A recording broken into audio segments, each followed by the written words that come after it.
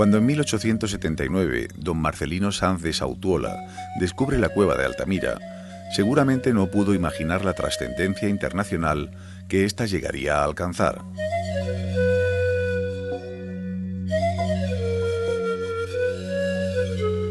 Todos aquellos bisontes, caballos, ciervos y manos pintados o grabados nos transmiten la creación artística de los habitantes de la cueva hace 15.000 años, durante el Paleolítico Superior, que han fascinado desde su descubrimiento a tantas personas y han motivado la creación de una réplica.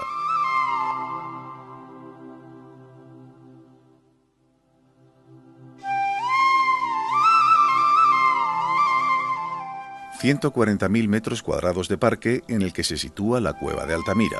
La neocueva, el museo y sus servicios permiten conocer, disfrutar y experimentar sobre la vida de quienes habitaron este lugar.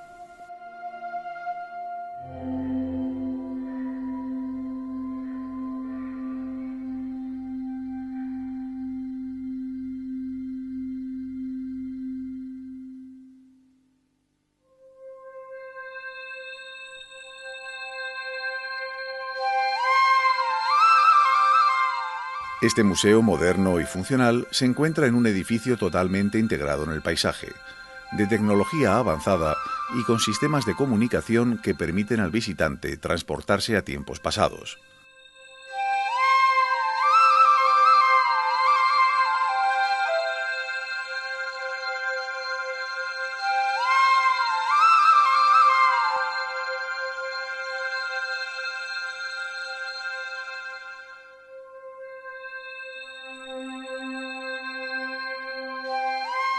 Como las visitas a la cueva son muy restringidas, con solo 8.500 personas autorizadas a hacerlo al año, un gran número de las personas se acercan aquí debido a la gran difusión que la réplica ha recibido. Puede que esta razón haga que deseen pasar rápidamente por la sección museística para llegar a la ansiada visita que en principio les trajo hasta aquí. Sin embargo, es muy recomendable dedicarle tiempo al museo, incluso antes de visitar la réplica de la Cueva de Altamira. Si logramos contenernos y lo hacemos así, nos alegraremos, puesto que para entonces estaremos en mejores condiciones de ver y comprender. El museo está concebido en áreas diferenciadas, que nos permiten ir acercándonos aprendiendo, y así entraremos a una zona concebida como introducción al mundo de Altamira. Obtendremos claves de trascendencia en el arte y prehistoria universal.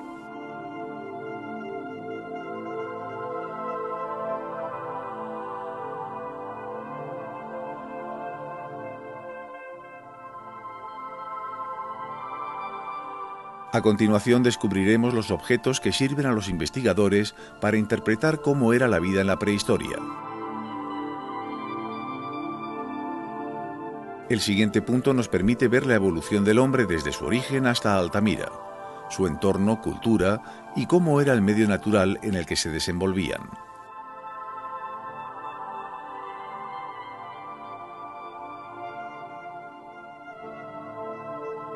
Podremos descubrir con qué animales tenían que convivir a través de representaciones gráficas y de los restos fósiles que se han conservado.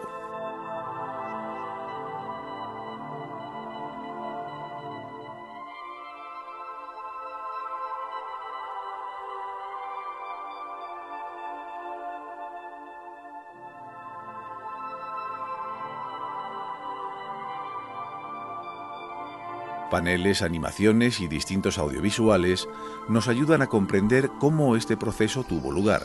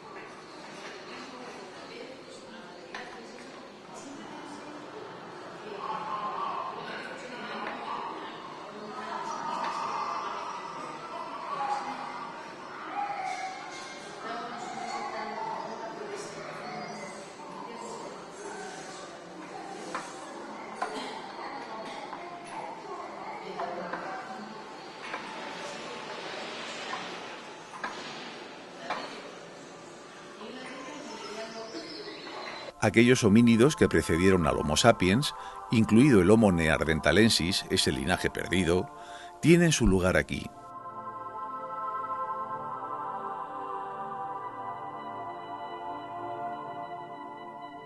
De esta forma llegaremos a comprender que el hombre que habitó estas cuevas, repartidas por toda Cantabria, no era muy diferente a nosotros. Al igual que muchos pueblos hacen actualmente, el hombre de Altamira vivía de la caza, la pesca y la recolección de frutos, hojas y raíces.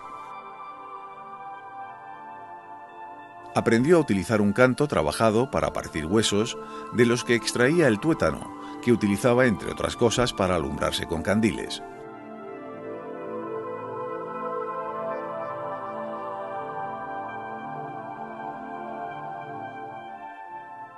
El uso del hueso, asta y marfil se conoce desde el Paleolítico inferior, aunque su empleo fuera limitado. Sin embargo, el hombre moderno empleaba estos materiales óseos para crear utensilios específicos como arpones y agujas, así como soportes para crear obras de arte.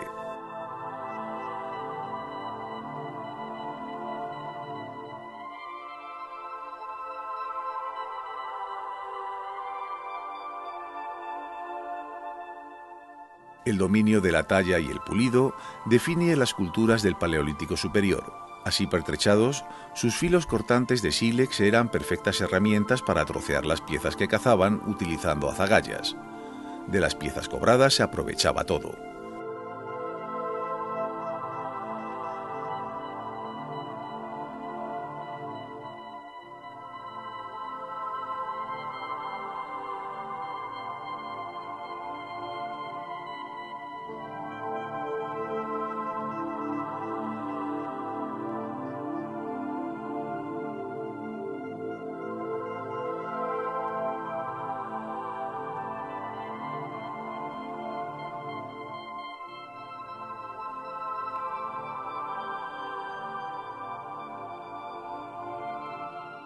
Las carnes se curaban y cocinaban de forma muy poco diferente a como lo hacemos hoy en día, a la piedra y especiadas.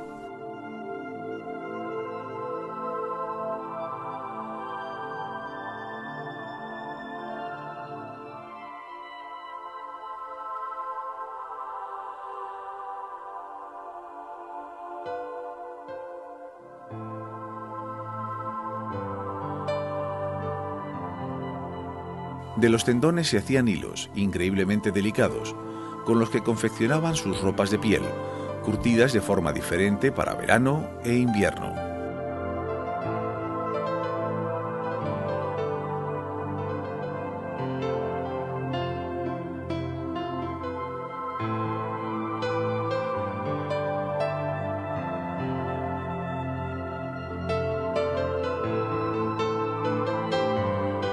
Disfrutaba enormemente de la pesca y los mariscos.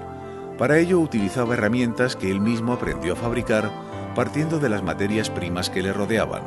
Con las vértebras de peces y arpones se abastecían de estos deliciosos recursos.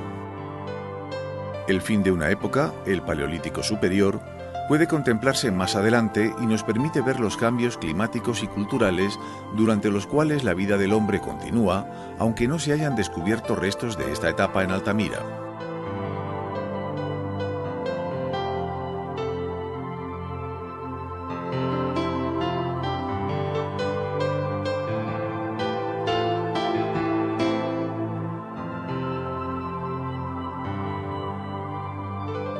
Como ya hemos dicho, Cantabria es rica en cuevas y yacimientos.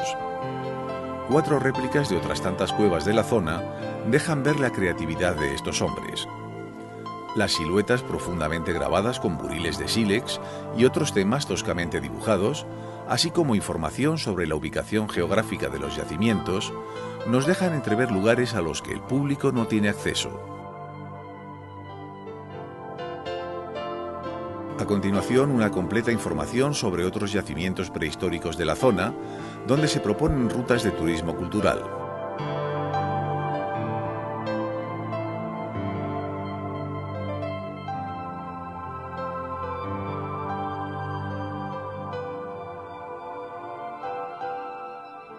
Muchos museos han cedido en depósito piezas importantes que enriquecen la exposición.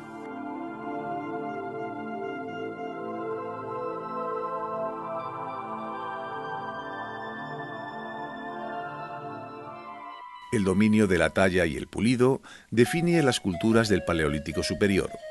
Así encontramos bellísimas piezas de una delicadeza tal que nos cuesta imaginar que procedan de hace más de 15.000 años.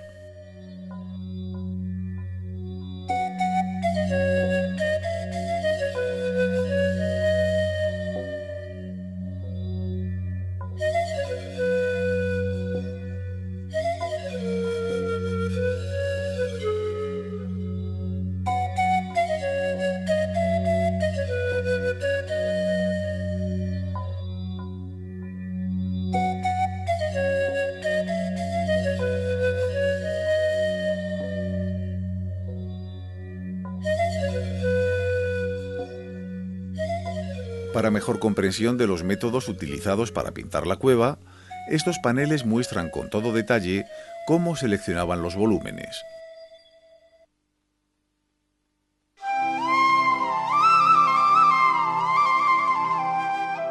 Cómo grababan los contornos del tema a pintar utilizando buriles de piedra.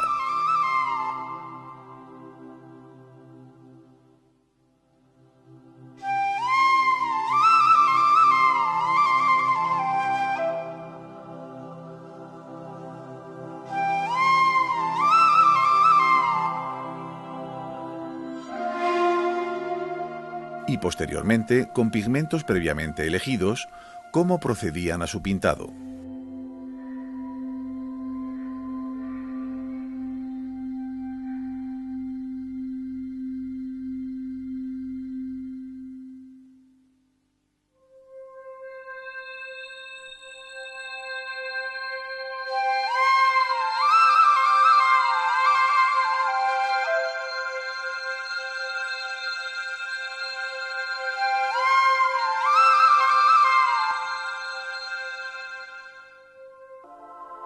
Un completo catálogo de objetos de uso cotidiano complementa la información en esta zona.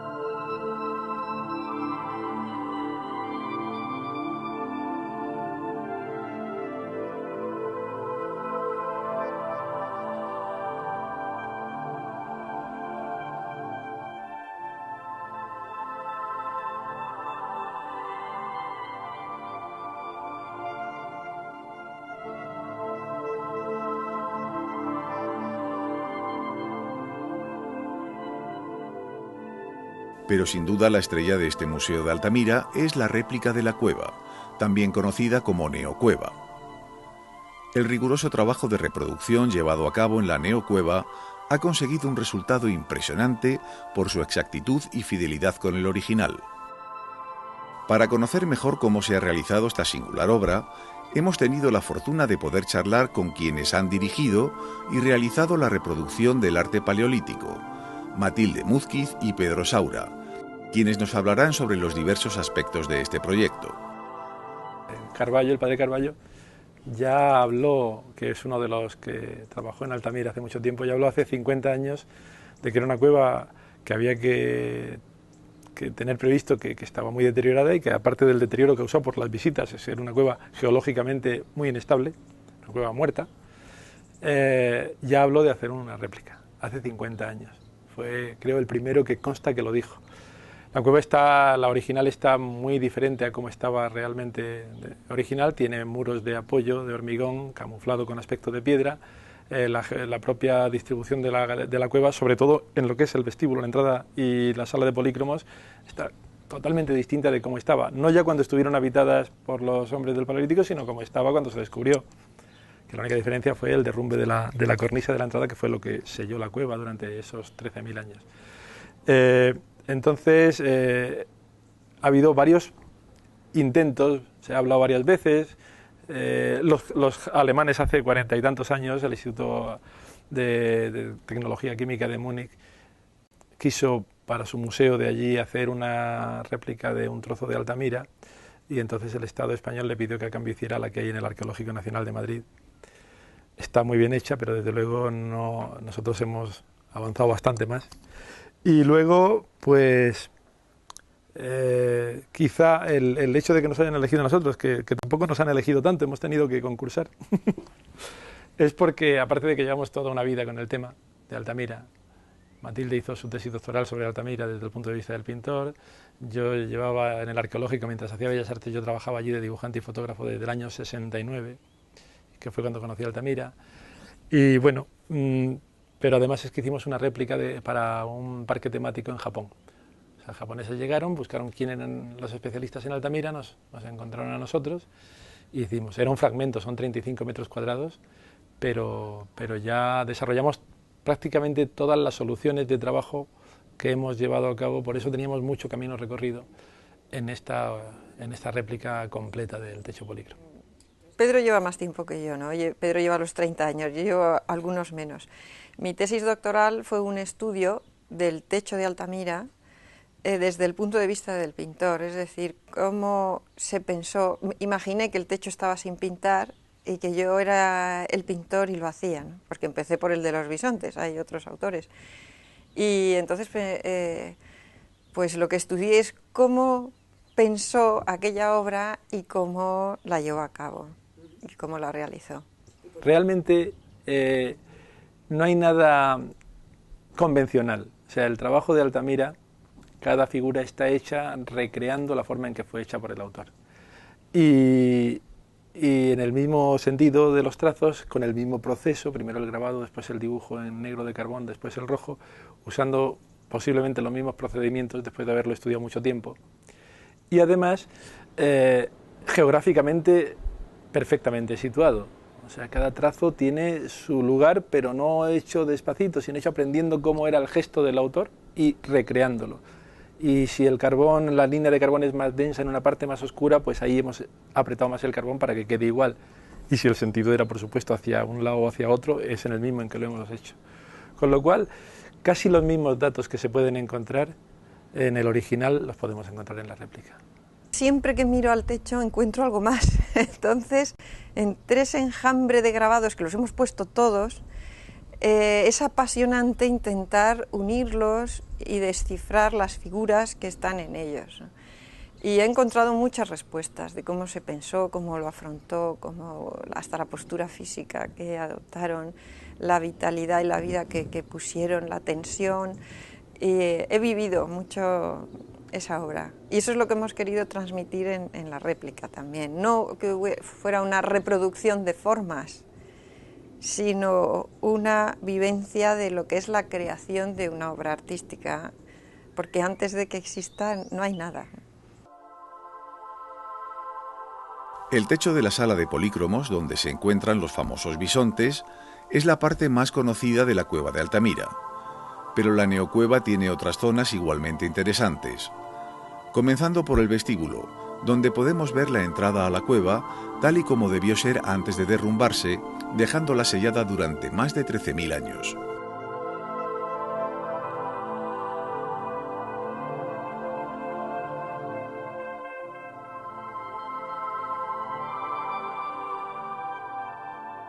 Una proyección virtual nos dejará vislumbrar cómo se desarrollaba la vida de los grupos que la habitaron.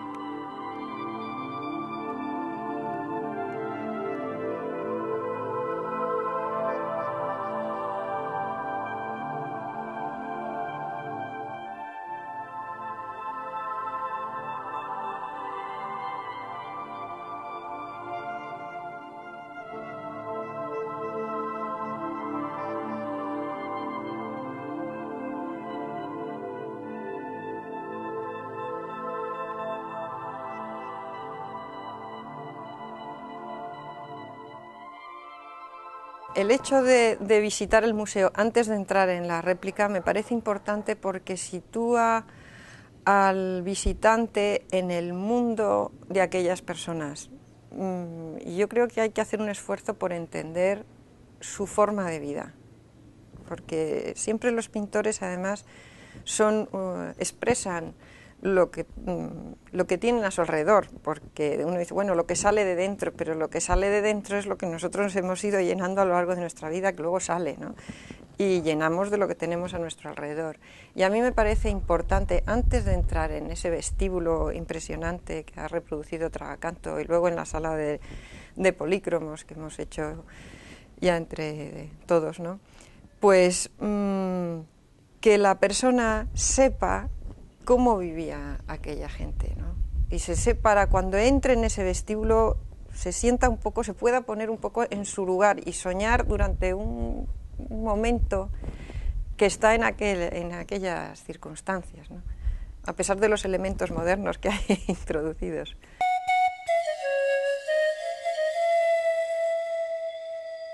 A lo largo del recorrido podremos ver una reproducción de una excavación arqueológica que nos permitirá hacernos una idea de las condiciones en que se desarrolla el trabajo de los investigadores.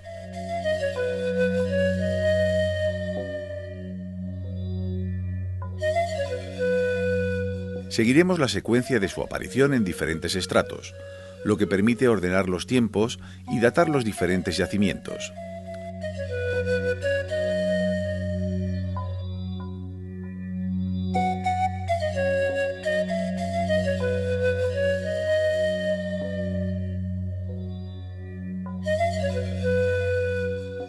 También encontraremos el taller del pintor y conoceremos su técnica gracias a los medios audiovisuales.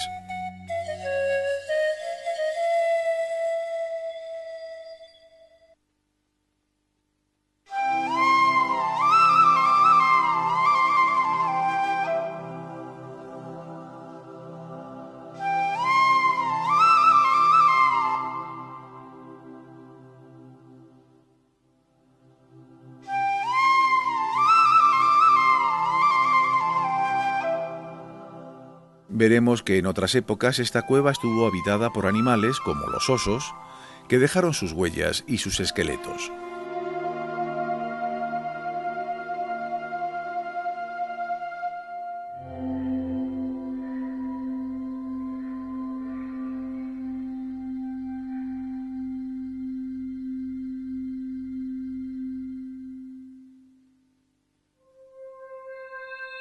Poco a poco iremos llegando al recinto que ansiamos conocer desde un principio, la obra maestra del arte paleolítico, el gran techo de bisontes polícromos pintado hace más de 14.500 años. Sepamos antes algo más sobre cómo se realizó. El proceso que lleva hasta eso se parte de una planimetría. La planimetría de la que hemos partido ha sido una planimetría nueva que se ha encargado al Instituto Geográfico Nacional y que ahora, en lugar de hacerlo por dos cámaras estereoscópicas y hacer curvas de nivel, pues se ha hecho por rejillas. Son un haz láser que lanza un haz contra el soporte y desarrolla una rejilla, es decir, mide un punto cada 5 milímetros. O sea, en cada metro cuadrado han medido 40.000 puntos. Esos datos son datos digitales que luego la Tragacanto, que es la empresa que ha hecho el soporte, así con nosotros de directores, pues Tragacanto desarrolló un lenguaje para leer esos datos digitales y trasladarlos a un plotter, que eso sí sabéis lo que es, ¿no? Pero es un plotter que corta, no es un plotter de dibujo, sino detallado. Entonces se metían bloques de porespán, de espuma de poliuretano expandido, y una aguja iba tallando y haciendo una pasada cada 2 milímetros y tallando metro a metro todo el volumen del techo que había registrado el IGN en esa rejilla digital. Luego esos volúmenes en porespán blancos se iban juntando como un rompecabezas en el suelo de una nave, son casi 200 metros cuadrados, y a partir de ahí empezamos una labor totalmente manual en base a primero un mapa de texturas del techo de Altamira, ver cómo es el poro de la roca de Altamira en cada lugar, que cambia, en unos lugares que es más fino, otras que es más rugoso, y con improntas sacadas de otros lugares de Altamira, con moldes de silicona, incorporábamos una piel de cera sacada de esos moldes de silicona de 1 milímetro escaso, que se iba adaptando a los volúmenes, pero a cada lugar. Si en esta zona la textura es más gorda, si aquí es más fina, más fina. Se iba incorporando a mano la textura, el poro de la roca. Luego, por proyección de mis fotos, íbamos tallando las grietas. a mano, una a una, con soldadores de esos de electrónica que son muy finitos, como es por espanicera, íbamos tallando las grietas en su trazado exacto. Si el borde era más romo, si era más cortante, si eran muy finas, si eran muy profundas, todo. Cada grieta, kilómetros de grietas tallados. Luego, sobre eso mismo, hay zonas de Altamira donde están los bisontes, que son como extraplomos, como volúmenes muy salientes, había que tallarlos también a mano. Datos que no registraba la rejilla de la planimetría, hubo que tallarlos a mano y restituir la textura. Luego incorporar todos los grabados paleolíticos sobre la piel esa de cera. Y ya una vez que teníamos eso, se cortó el techo por las grietas principales. Fueron metro a metro, después se unió todo, con toda la textura. Después se cortó por las grietas principales, que ya estaban talladas, los bloques de Porespan, y se formaron 76 piezas irregulares, que eran como, eso sí que era ya casi como un puzzle, ¿no?, que dicen. Teníamos que fijar los colores, ¿no? Primero, hay figuras en las que están determinadas y encajadas por grabados, y eso ya estaba hecho anteriormente.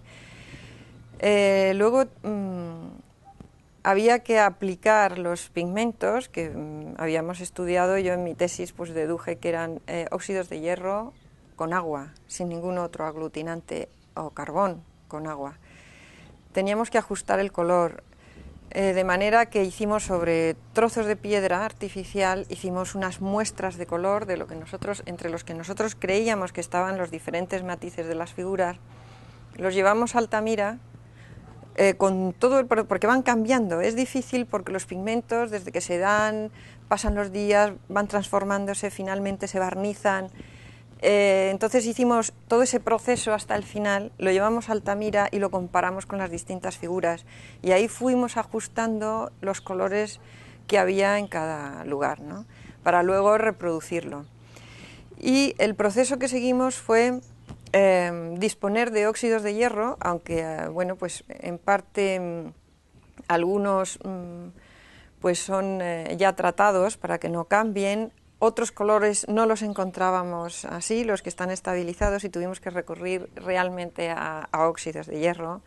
También hay una cosa que siempre se nos olvida contar, pero incluso hemos coloreado el propio techo, tiene una variación de color en su fondo.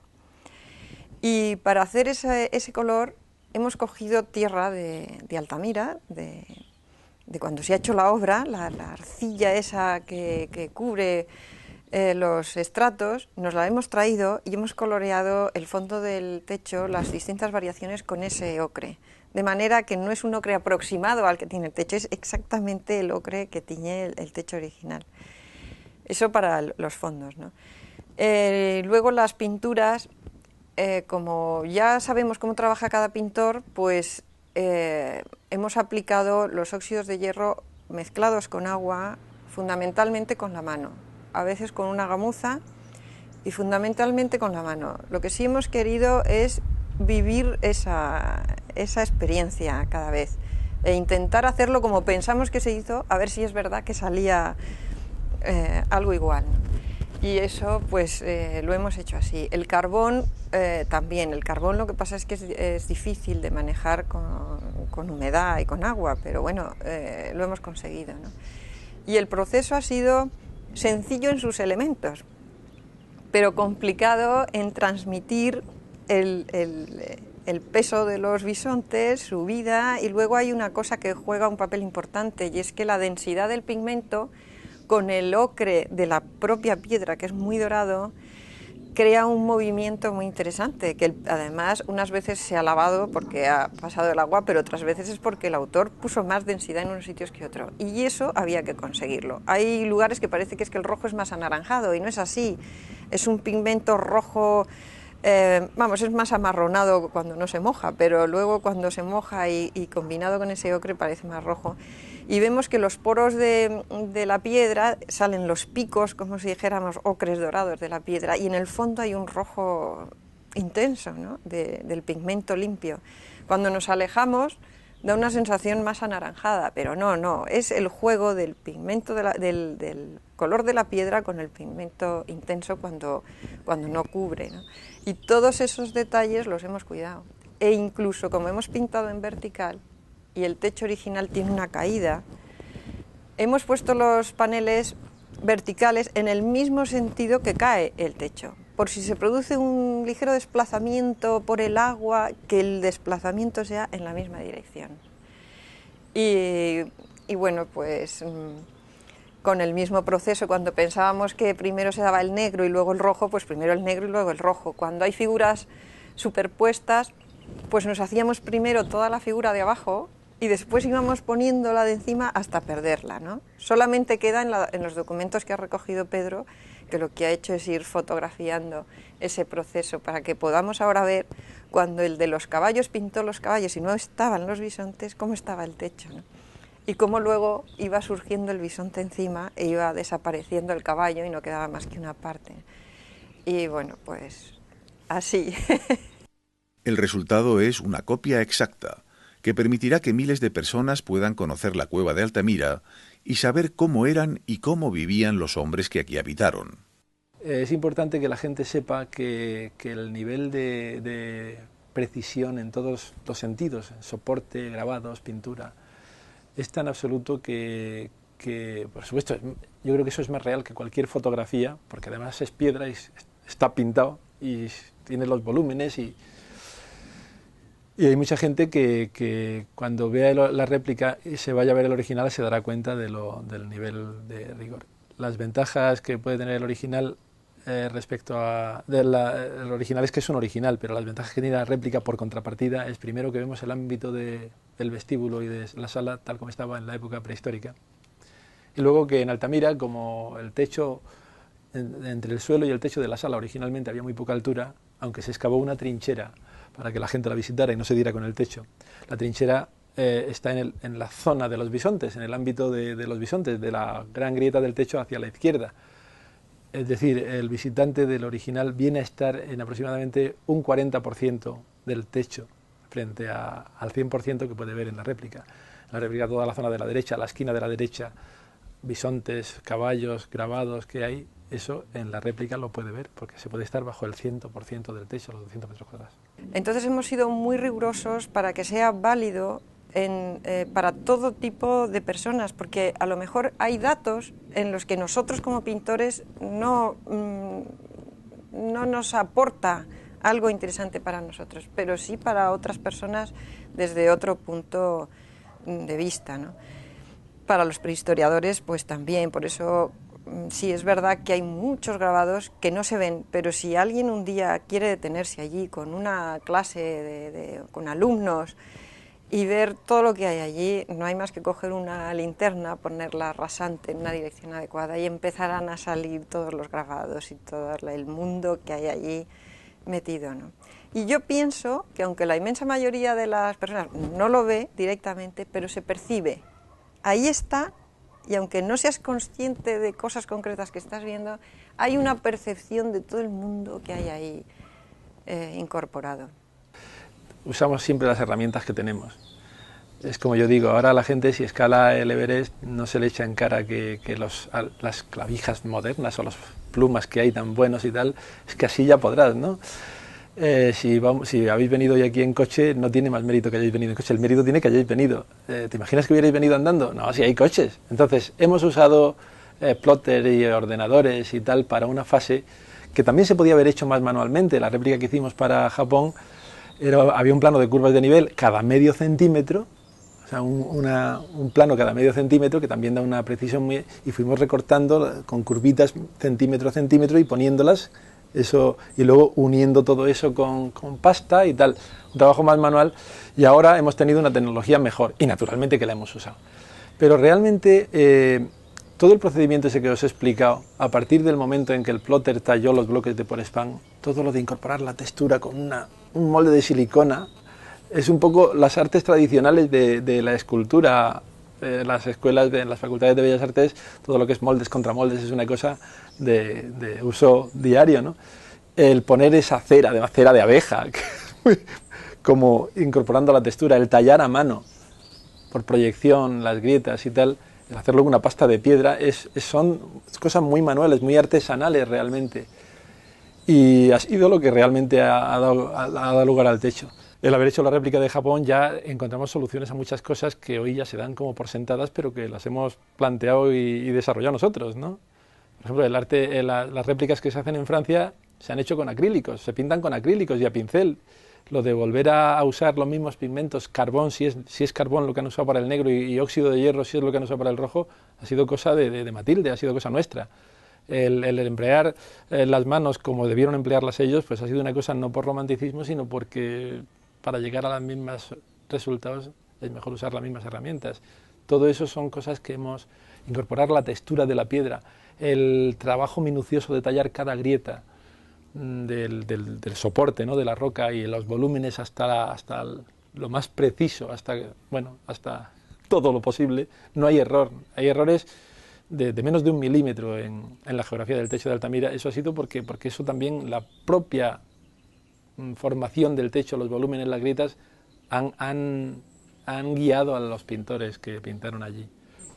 Y por eso era esencial que estuviera toda la geografía. Y luego la incorporación de los grabados, eso no se ha hecho nunca, casi en arte rupestre, en réplicas. No hay muchas, pero las que hay, sobre todo en Francia. El darle la importancia al grabado, a las partes incisas que los autores hacen, que a veces en los propios bisontes famosos de Altamira están también grabados. Los ojos, la barba, las pezuñas, el pelaje, está grabado así con un buril de piedra antes de pintar.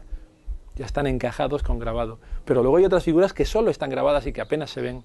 Todo eso lo hemos incorporado. Normalmente cuando hay equipos diferentes trabajando en un proyecto así, puedes chocar, ¿no? Eso nos ha pasado muchas veces y pasa cotidianamente, de que hay unos niveles de exigencia de una parte del equipo que a lo mejor el otro considera que no es para tanto, ¿no? Y aquí en ese sentido hemos encontrado en Schoenebel un apoyo total, porque cada vez que le decíamos sería perfecto que llegáramos a este nivel, él se involucraba de tal modo que no reparaba en tiempo, en esfuerzo, en horas de su gente allí trabajando en el tema, ¿no? Por eso el soporte ya... Hemos estado ahí al pie del cañón cada día desde que se ha empezado a tallar un bloque de por spam, por supuesto, situando la textura, diciendo esto corresponde a tal bisonte, porque para ellos, claro, era nuevo. Son una empresa que hace escenografía para cine, para teatro y cosas de esas, pero el listón nos lo pusimos todos tan alto que el resultado fue estupendo. Hemos incorporado cosas como hasta el agua, ¿no? Los barnices, hemos dado barnices para simular las zonas de humedad de la piedra, que en Altamira está húmedo, está chorreando agua, y en los lugares donde hay goteo, concretas gotas que caen, pues hemos puesto gotas de resina sintética, pero gotas que parece que te van a mojar porque están ahí transparentes y brillantes. Entonces, eso también ha sido una aportación, ¿no?, que por supuesto no la tiene la réplica de Madrid del arqueológico y cosas de eso, ¿no? Y entonces, pues Manolín, Manolín tiene 65 años, se jubila este año y lo conozco pues desde hace 30, que estoy conociendo Altamira. Manolín, que está entusiasmado, ha sido un defensor acérrimo de la réplica y del resultado. Nos decía, sabía que erais estupendos, pero no imaginaba que ibais a hacerlo tan bien. Y bueno, también es cierto que Altamira, dependiendo de cada año y cómo sean las lluvias, los regímenes de lluvias de cada año, pues tiene más o menos humedades, más o menos gotas y tal, ¿no? Creo que en esta zona que habéis puesto la humedad hay una gota. O sea, habíamos puesto la humedad, hay una gota, venga, vamos a verlo. Y entonces nos fuimos a la original y efectivamente estaba goteando en ese momento, había una gota ahí en esa saliente y entonces ya habíamos hecho la humedad al barniz, pero ya pusimos la gota. Pero hasta eso, o sea... Todas las obras de arte son una especie de intercambio entre lo que uno da y lo que la obra va siendo. Y es como una batalla, vas poniendo y aquello va contestando. Y llega un momento que parece que ha llegado a ser lo que tenía que ser y se desprende de ti, efectivamente. Se desprende aquello y vive por sí mismo. Y bueno, pues lo ves sobre todo yo creo que con la satisfacción de haber cumplido con una responsabilidad enorme. Con la satisfacción de haber superado momentos de que dices no puedo más y haber seguido porque sabes que vas a sustituir la cueva original para mucha gente. Y eso es una responsabilidad enorme, sobre todo cuando uno ha vivido la cueva original, tiene esa fascinación por la cueva original y quiere transmitir eso, ¿no? Entonces, pues ahí está, creo que será algo bueno para toda esa gente que si no puede acceder a conocer ese pasado nuestro y bueno, pues es como un reposo, ¿no?, de haber cumplido con esa El responsabilidad. conocimiento en profundidad de ese techo, concretamente del techo polícromo, que conocemos también muy bien el resto de la cueva, pues no sé si habrá gente que haya estado estudiando ese techo tantas horas, tantos años, tantos días como nosotros. Y además lo hemos reproducido 2 veces.